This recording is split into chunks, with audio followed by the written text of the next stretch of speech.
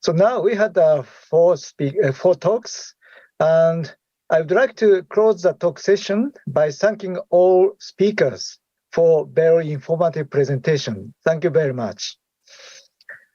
Okay, then I'd like to hand over to the chair, to the Professor Wake, and she will moderate the panel discussion.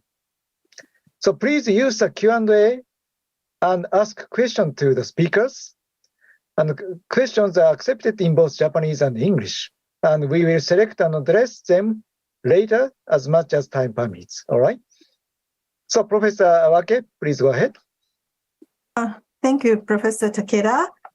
Once again, I would like to thank all the presenters for your very insightful and informative presentations based on your many years of experience and research. We learned a significant resilience cycle and its important components, such as working with communities, strengthening social and global solidarity, assessing and responding health and mental health risks, and utilizing digital technologies. The slide, please. Can you see the slides? Okay.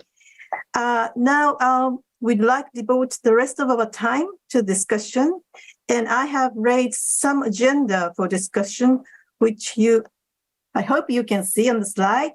The major question may be, how can we overcome the barriers or challenges that stand in the way of implementing risk reduction interventions for globalized and diversified disasters, including pandemics and wars? And these challenges include social vulnerabilities, oppression by force, particularly in times when freedom and democracy is under threat, disconnection of people, organization, communities, and nations, lack of knowledge, information, and resources, digital divide, and people's sense of powerlessness and indifference. First, before answering questions from the audience, are there any questions or additional comments from the speakers to other speakers?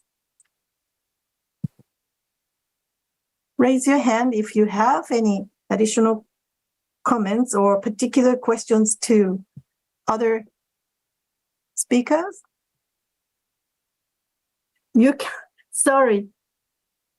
The discussion screen is kind of small. Secretariat, please, can you make it wider? If I think it's not possible. So if you do not have questions right now or any comments, I can introduce some of the questions from the audience. There is one question from a Japanese participant. The person is questioning to Professor Tatsuki regarding I-Bosai initiatives. The person is wondering if the initiative include all kind of people with disabilities, including deaf or, with physical disabilities or elderly, or how about foreign residents? They have different kinds of, disabilities and different needs, maybe. So, Professor Tatsuki. Thank you for the question raised by the participant. First of all, I carefully use the term disabled people or persons with disabilities. That imply the basic framework where there is a distinction between the impairments and disability. And this is called the social model of disabilities. And Japan ratified a Convention on the Right of the Persons with Disabilities in 2014. In order to the ratification, Japan changed all the laws based on the social model. And so according to the social model, it's not the individual traits or characteristics that cause the problem. It is rather on the side of the society. So no matter what kind of impairment, physical, structural incapacities one may have, it is the responsibility is on the side of the society who are supposed to provide the reasonable accommodation. And so on that ground, my answer to your question is yes, it includes everyone who suffers from the lack of support or accommodation in particular times. And of course, it includes, and then both side model is being extended to other more diverse populations. Currently in Japan, there are lots of foreign workers, and some of them may lost their immigration status, but they're still working. And for them, it is very difficult for them to register themselves as a person with functional needs. And how to extend our support after the event, that's a new topic. And again, I was in Brisbane last September in the Disaster Management Ministers Conference, and that was the first time that LGBTQ community had their own sessions. And so in Japan, those sexual minorities are also, in a way, lack the reasonable accommodation from the side of the society. So that's my answer to your question. Thank you very much, Professor Tatsuki. And I think the same person is also raising questions that is based on his experiences with supporting during the disasters in various several disasters occasions. He thinks that it is very difficult to rescue person with disabilities unless you do live together. That's the question from the audience. Can you answer? Yeah. The reason that people with disability, there are independent living centers who support independent living. That means even you are suffering from ALS disease and you are bedbound, but you are living alone. It's possible with these services, with the 3 shift of visiting nurses coming and providing the body change and sucking the gunk out of your throat. But it is possible only during the normalcy. And then when it used to be the social service people or medical people, visiting nurses said, "Oh, we are only in charge of normalcy." And when the disaster happens, it is disaster risk reduction silo responsibility. But we need to realize that by providing very generous independent living services, but if you are not providing or connecting normal time responses with disaster time actions, actually everyday social services magnifies the disaster vulnerability of those people residing in the community. So we have services, but that was limited to the normalcy so far. And we need to make social services phase-free again. It should be, so there shouldn't be like a disaster social work. It's like a rainy day social work, sunny day social work. There should be only one social work practice that applies to rainy days, sunny days, peacetime, wartime, disaster time. Thank you. Thank you very much. And I have received several other questions. Maybe these questions are for Professor Wong. Okay, they are written in Japanese, so I try to summarize and translate. You talk about the utility of technologies, digital technologies especially. Can you think of any ways to recognize true and false information. Yeah. Do you have any idea to deal with the false informations? Yeah. Especially in the time of disaster.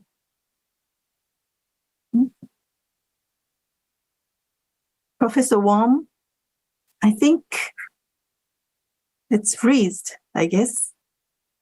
I think maybe the connection. Professor Wong, can you hear me?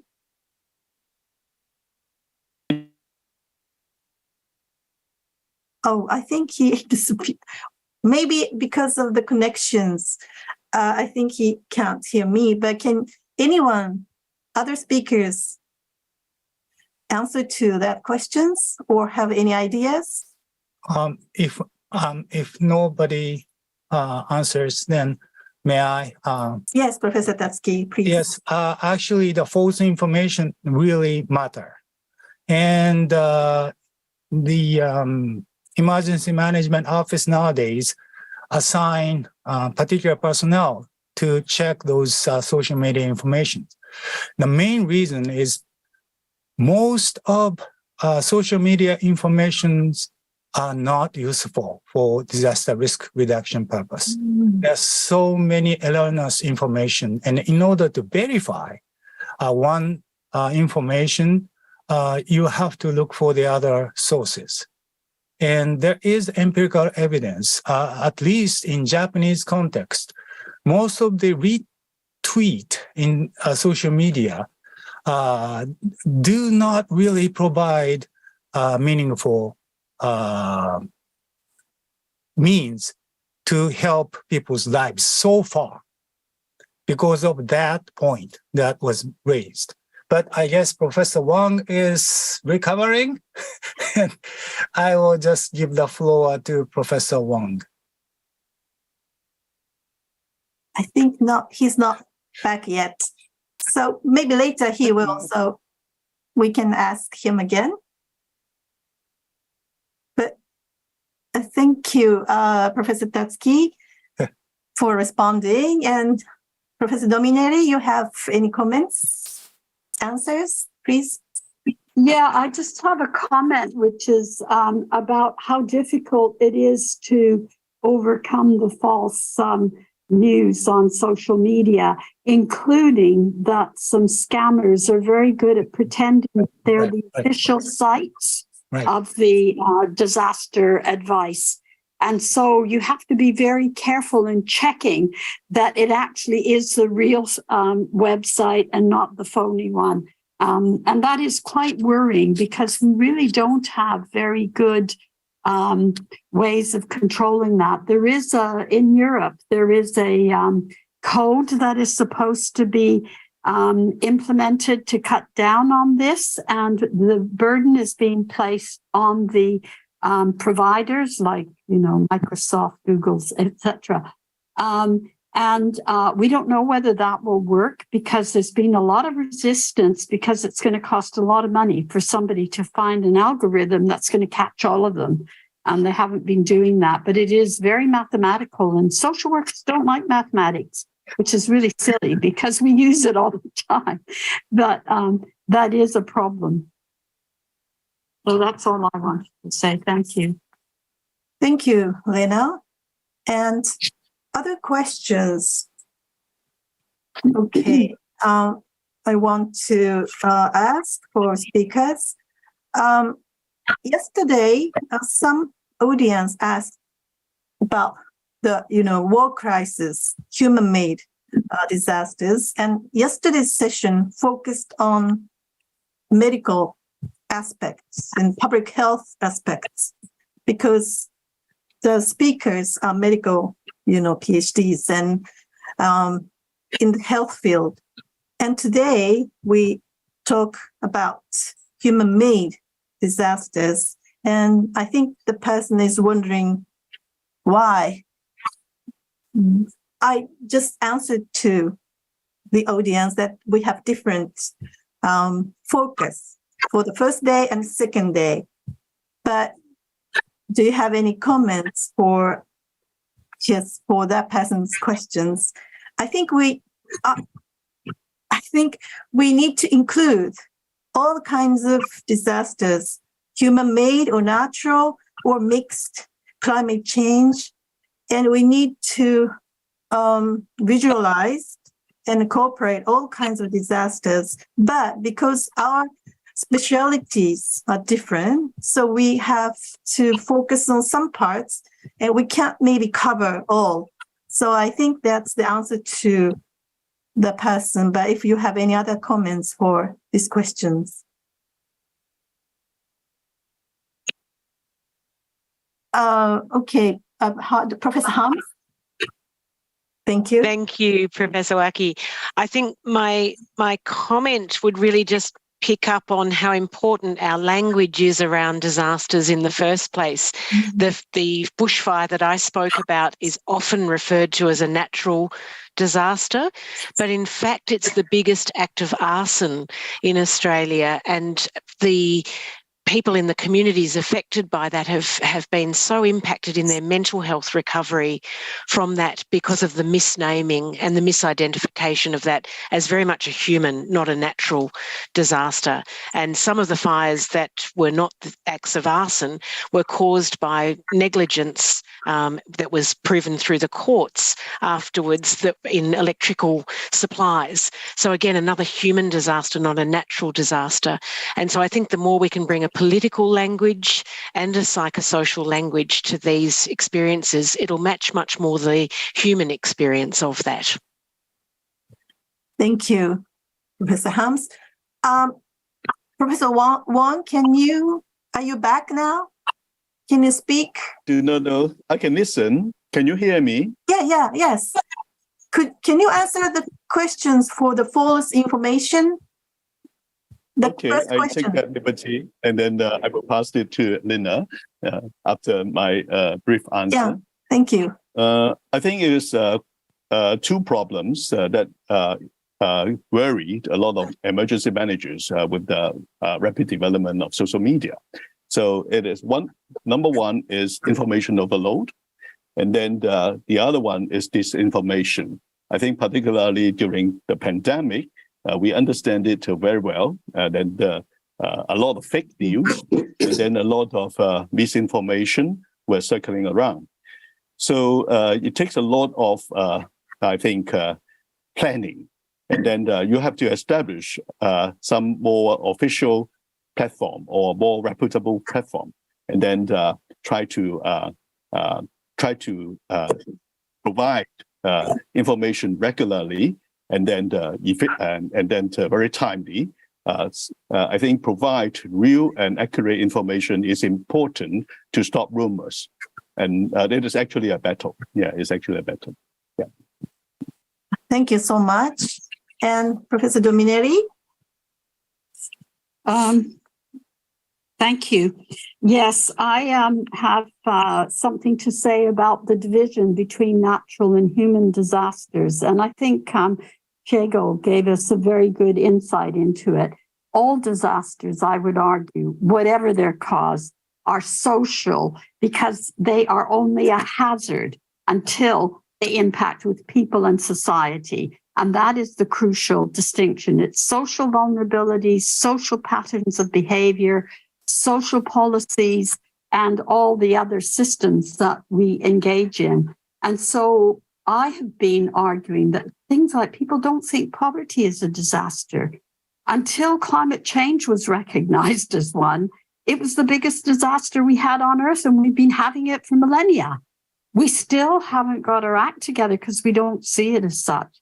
There are also, like in Oxford, for example, there are physical scientists that are showing that climate change is going to increase the number of earthquakes, which is going to affect places like Japan, and volcanic eruptions also affect Japan, because it warms up the ocean, and that will set up currents and movements within the tectonic plates that will set up all these earthquakes. So it is quite worrying that we try to stick to disasters being natural or human, but actually it's the hazard that is natural. The disaster is always human-made. Mm-hmm. I just wanted to emphasize that point, but thank you for showing it to us in the sense of the disasters of the wildfires, Lou. May I join? Yes. Yes, I agree with Professor Dominelli, and we need to make distinction between two things: hazard, which could be natural or man-made, and then vulnerability on the other. And if the vulnerable part of society is exposed to hazard, then the risk is manufactured, as Professor Wake nicely introduced at our session originally. Every risk is manufactured, and then it is the product of the vulnerable part of society in action. And then that's why it doesn't matter whether it's a medical hazard or epidemic or earthquake or tsunami or bushfire. It is the vulnerable part of society and vulnerable people prior to the hazard occurs that suffer the most. And then if we know that, there's a way to counteract against dealing with how to reduce the losses and damages, i.e., our everyday social work practice deals with vulnerable people, and then we should continue working with our clientele, no matter what phase of the disaster cycle. Thank you. And Professor Wong? Yeah, thank you. I would like to follow up Professor TATSUKI's comment about the different seasons of social work. I think it is a very good, the sunny and the rainy social work. Yeah. That is a very good analogy. But I also see there are some difficulties. For example, in our case, I think in China, we can see that a lot of social workers are not prepared. Okay, first of all, they need to be prepared, and then they need to be integrated with the government structure of EDRM, etc. And then I also saw another time when we have the COVID-19 outbreak, Omicron outbreak this year early last year in Shanghai. So I tried to connect with the social workers there and say, hey, why don't we do something? And then we found out that if the social workers themselves were also affected seriously by the COVID-19, they were also locked down. So they do not have the at the time and then the energy trying to help other people. So it's something that we need to think about if we are saying that social workers need to also fill in the rainy days. Okay. Another thing I want to talk about the vulnerability. I think Professor TATSUKI also mentioned. We are the services that connected with a lot of vulnerable groups, but we do not have their data in a digital way. So it is important to develop a digital map showing and indicate our clienteles where they are. And actually in America, they also developed what they call a vulnerability index or vulnerability map. So we can use these technologies to allow us to better react during crisis. Yeah, that's it. Thank you, Professor Wong. And Professor Dominelli have comments. Okay, thank you. I think you please unmute. You are muted. Sorry about that. Yes, I just wanted to add to what Professor Wong said. I think it's really important that we start training social workers for disaster interventions, because in my experience and my research, there's about a handful of courses in the world that are actually training social workers for disaster interventions. I am very pleased to say that one of these is one I head at Stirling. But it needs to be holistic. It needs to be transdisciplinary. And we need to be proud of what we as social workers contribute to those different teams. Because otherwise, it's always kind of, oh, yeah, you're the community engagement people, or you're the one that's going to look at vulnerability. But actually, we should be looking at everything like everybody else. We have something to say, even about the physical sciences, if you're not intimidated by them. And so we need to develop confidence in social workers to stand up, because they actually, in many countries, including the UK, we are first-tier responders, but the real first-tier responders are ordinary people who live in the community. They're there instantly. We get there within a few hours or whatever it is, given the distances and where the place is. And the other thing that I think we need to distinguish between a disaster, an emergency, and a personal tragedy is that a disaster is legally defined by the UN, if you can call it legal as far as policy is concerned, is that it requires external intervention because the capacity of the affected area has not got enough within it to be able to deal with it. So that means we're training people, and I think Professor Tatsuki said this very clearly. You know, we need to train people to understand everyday practice and apply that in the disaster setting. And I cannot emphasize enough, most of us have the skills if we're not intimidated by the word disaster, because we know how to assess needs, we know how to coordinate resources, plan, mobilize, all those things are all part of that. So I think we ought to have the confidence in our profession to actually start taking this issue seriously. And I can only thank you, Professor Wakey, for saying basically this is really important for everyone, as you did at the very beginning, and to give us tools to do that. So I just wanted to emphasize that. Thank you very much. And I should stop speaking so much. Thank you, Lena. I'd like to introduce other questions, which is written in English, so I will read this. Is it possible to develop a mandatory policy which include obligations for any instances, companies to create their own disaster management units? Do you have any? Okay, Professor Tatsuki, please. That's what started in at least a disaster risk reduction perspective. 2021 amendment of Disaster Countermeasure Act is very new. That requires professional social worker involvement in planning disaster care plans. And the same year, 2021, all the long-term care service providers, whether they're institutional service or outreach, the home visit services, within the next 2 years and a half, all those providers are mandated to create business continuity planning. That's mandatory.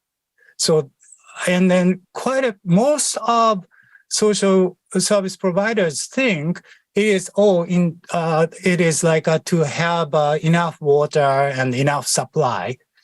No, if the providers are taking care of people in their own own homes, then business continuity for the service is to prepare a disaster care plan ahead of time. So those kind of things are happening from the disaster risk reduction perspective.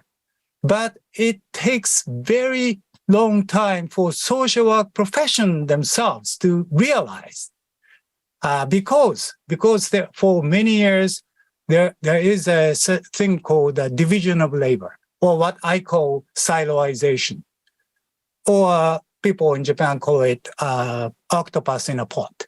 So everybody has been comfortable in your own silo or pot because you can optimize your efforts within the pot. But what our data showed is because of those siloization, our client is left behind between two silos. So what we need is not the division of labor, but rather to reverse our views, to see it and start with people. What people require? People require connections of social services and disaster risk reduction. So rather than from your professional perspective, like what Professor Dominelli said, let's start with people and, pay attention to what they require us what to do. Thank you, Professor TATSUKI. It is the case in Japan, so I think we can develop the model in Japan and maybe try to impact other countries as well. And Lena, do you have comments? Yes. Yes, I just wanted to add to what Professor TATSUKI was saying, that it is very country specific. Like here in the UK, and Scotland is different from the rest of the UK. We have different laws here for even the Civil Contingencies Act, which is where social workers get their mandate to practice in disaster interventions. And I think we need to have models that are transferable but are adapted to the specific situation. And so here in the UK, we are required by law, but it's very bad in its implementation. I hasten to add, we have on paper wonderful resilience maps for pre-disaster prevention, post-disaster interventions, a whole lot. But social workers who are supposed to be sitting there at the table very rarely do, because they haven't been trained in it. And we are required by law here in this country to have these resilience teams, forums, which involve local people, the residents, in planning the disaster plan. Every single community group that has power to sort of say, we want a seat at the table can have it. And then there are the first tier responders who are required to be there, like the police, the military, the fire services, the health professionals, the social workers. And then we have the second tier responders, which include the Red Cross and lots of other, like the water services and other utilities. So I think we have to study each country in terms of its own legislation and practices. But we as social workers could advocate for those practices to be made real. And there are a lot of what I call people who are not willing to listen to this, because and I love your siloization, but I like the octopusization. I'm trying to, how can we talk about octopusization in English? Make it sensible, because the octopus pot. But anyway, I think we need to encourage social workers to have that confidence that they can advocate, they can mobilize, they can do things. We are not a powerless profession. We are only powerless if we tell ourselves we are. So I just want to thank you again. I'll call you Shigeo, because I know you in that way. We've had lots of good opportunities of socializing in disaster conferences. Hasten to add. Thank wonderful. you. Yes, thank you, And Lena. I think say that. Thank you. Thank you, Lena. We have 10 minutes left, and I have maybe 2 more questions. So I will summarize the question very briefly. One question is that this person works for food company, I think, and he is making a food for, disaster, for emergency. And they are trying to get rid of the allergic ingredients. But also now in Japan, we have a great number of foreign workers, and some of them do not accept certain, food. Example, halal food. But this person is questioning, how the cultural constellation, how much we should consider. Okay, that's one question. And another question is the person who has children, elementary school children, and they work a lot at the school nowadays to prepare and to learn, how to be evacuated and how to prevent the damage, so on. And if she's asking if you have any suggestions for children to learn regarding the disasters, I think education is very important, especially for small children. So if any speakers, any comments for these two questions?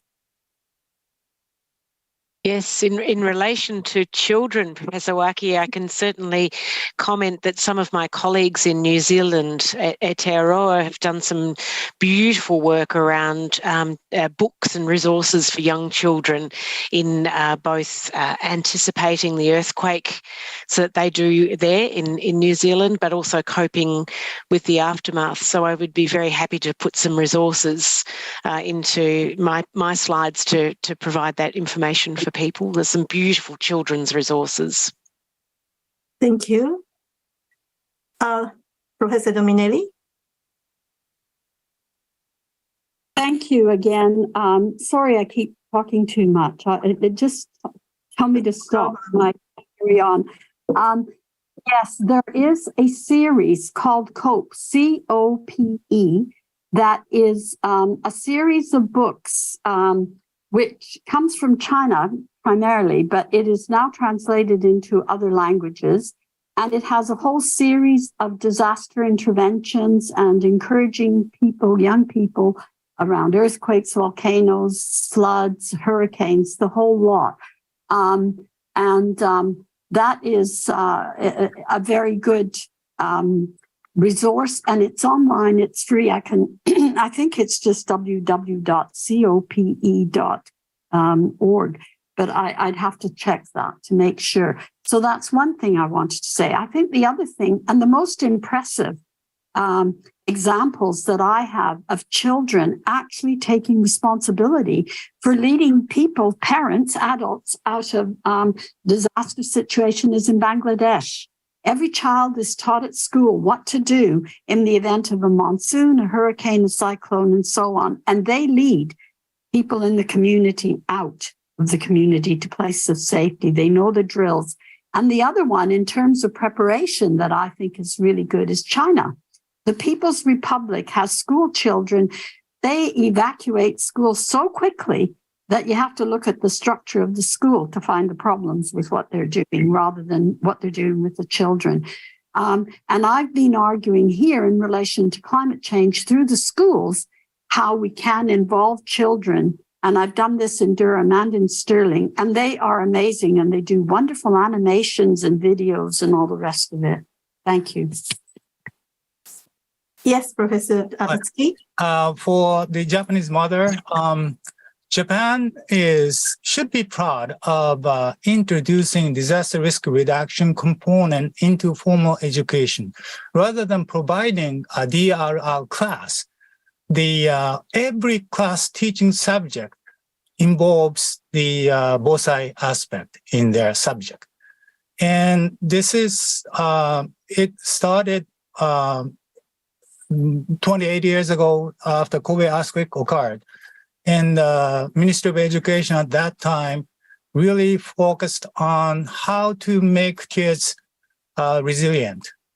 And the answer to those discussions is to make kids equipped with disaster risk reduction literacy. Rather than information, without the literacy component, the information just doesn't make kids into action. It's like if you don't have a traffic light literacy, red light, blue light, yellow light means nothing. So over the past 28 or so years, this involving the literacy education is very critical.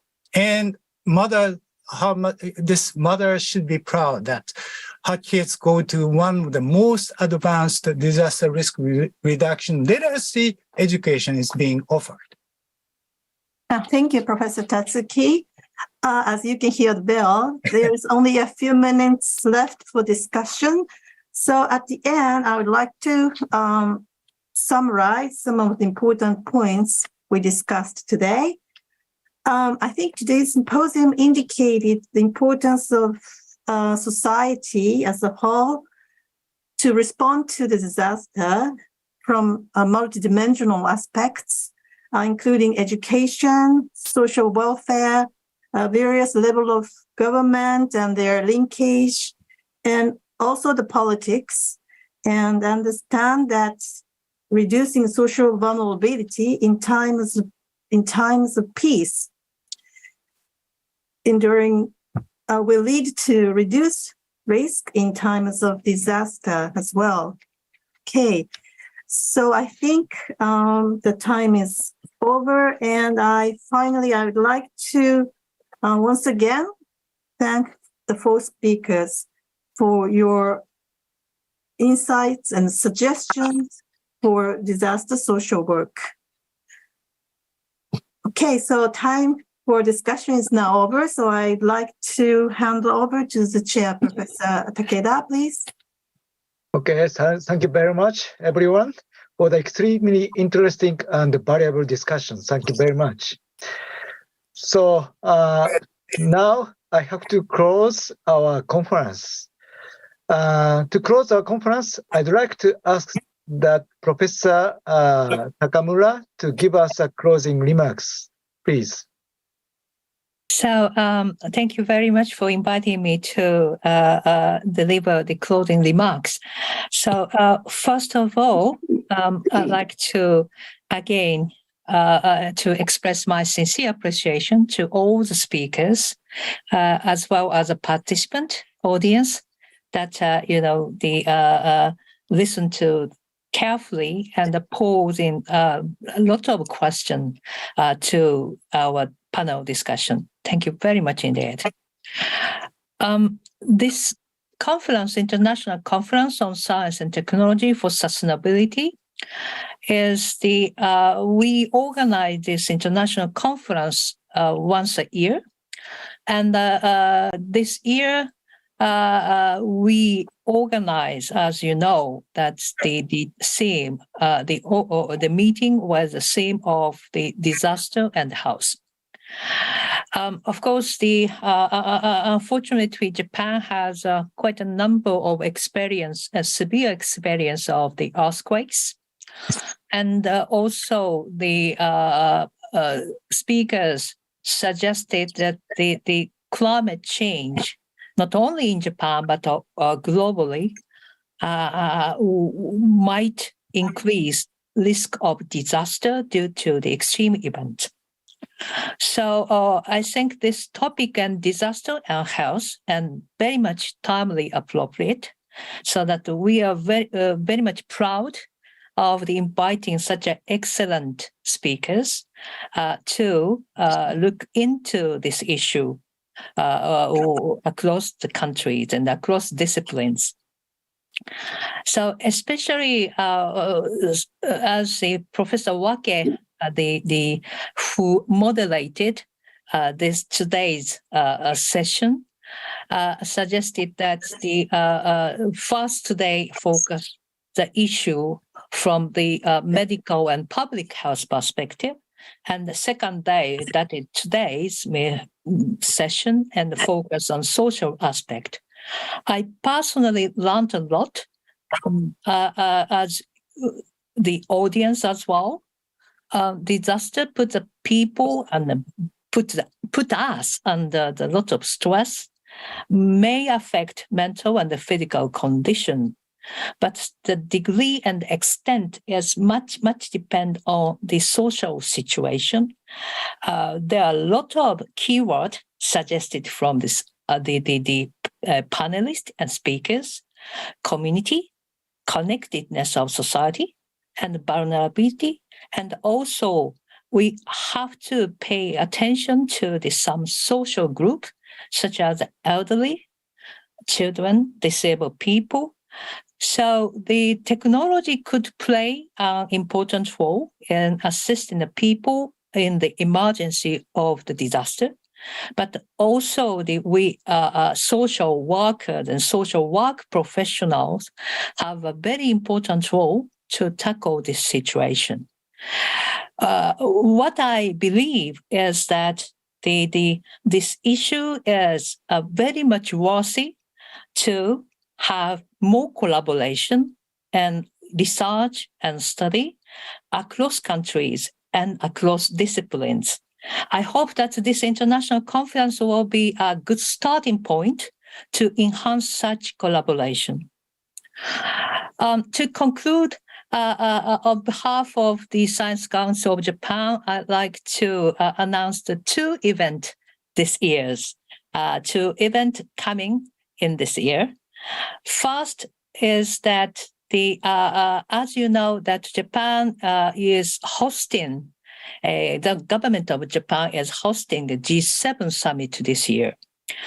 At this opportunity, the Science Council of Japan, with the collaboration, in collaboration with the national academies of other G7 countries, we organize an international conference on 7 March. I repeat, 7 March this year. We are currently elaborating the recommendation to the government on the 3 topics. Actually, these topics are quite relevant to the topic that this international conference has dealt with: climate change and resilience, and the health in aging society. So that's such kind of topic is presented in the international conference on 7 March. So that I'd like to again invite the audience to attend, to join to our meeting. Second announcement is that this year is a centenary anniversary after the big earthquake we had actually in 1923 in Tokyo and this, the areas. So we expect to hold another international conference on science technology and for sustainability 2023 this time, and again focusing on disaster risk reduction.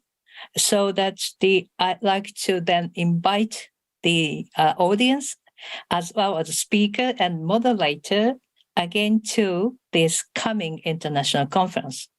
We are going to post the contents of these 2 international conferences on our website, so that please, pay attention to look at this our website.